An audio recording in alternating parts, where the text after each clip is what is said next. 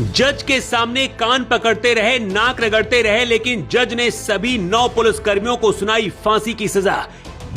इस महिला कांस्टेबल की बहादुरी से हुआ खुलासा, सभी 9 पुलिसकर्मियों को सजा देने वाले कौन है दिलेर जस्टिस।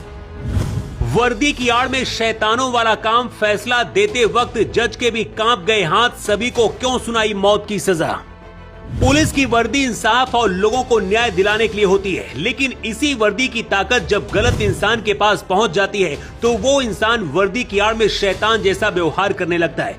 हमेशा की तरह शायद ये पुलिसकर्मी भी बच जाते, इन सभी को फांसी के फंदे तक पहुंचाने वाली ये बहादुर कांस्टेबल अगर नहीं होती तो।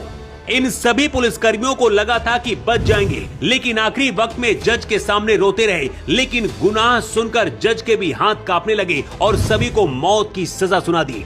सबसे पहले आपको बताते हैं कि आखिर पूरा मामला क्या है और इन पुलिसकर्मियों का गुनाह क्या है और इन सभी को यहाँ तक पहुँचाने वाली ये बहादुर कांस्टेबल कौन है।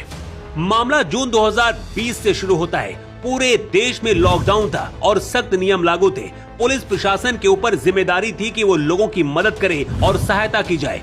तमिलनाडु के थुथुकुडी जिले में पी जयराम, जिनकी उम्र 58 साल थी, और उनका बेटा बेनिक्स, जो कि 31 साल का था, अपनी मोबाइल की दुकान चलाते थे। एक दिन पुलिस ने बेनिक्स को दुकान से गिरफ्तार कर लिया। पुलिस का आरोप था कि समय सीमा तय होने के बाद भी मोबाइल की दुकान वो खोलकर बैठा था।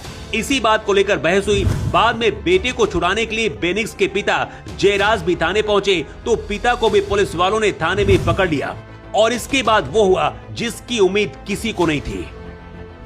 पुलिस स्टेशन के भीतर जो हुआ उसने पूरे देश को झकझोर दिया। आरोप है कि इंस्पेक्टर श्रीधर और उनके अधीन काम करने वाले पुलिसकर्मियों ने बाप बेटे को बेरहमी से पीटा। सीबीआई की चार्जशीट के अनुसार लाठियों से पीटा गया और उनके साथ अमानवीय व्यवहार किया गया। उनके शरीर से इतना खून बहा कि उन्हें बार बार कपड़े बदलने पड़े। 22 जून को बेटे बेनिक्स की जेल से अस्पताल ले जाते वक्त मौत हो गई और उसके बाद अगले दिन पिता जयराज की भी मौत हो गई। इन पुलिस कर्मियों को लगा था कि मामले को दबा देंगे, लेकिन सोशल मीडिया में ट्रेंड होने लगा। पूरे तमिलनाडु में जनता सड़कों पर उतर आई। सीबीआई ने अपनी जांच रिपोर्ट में पाया कि पुलिस ने सबूत भी मिटाने के लिए थाने के सीसीटीवी फुटेज और खून से सने कपड़ों के साथ छेड़छाड़ की। इसके बाद भी आरोपी नहीं बचे, लेकिन इसके बाद हुई इस महिला कांस्टेबल की एंट्री ने, जिसने अपनी हिम्मत से पूरे केस को ही पलट दिया।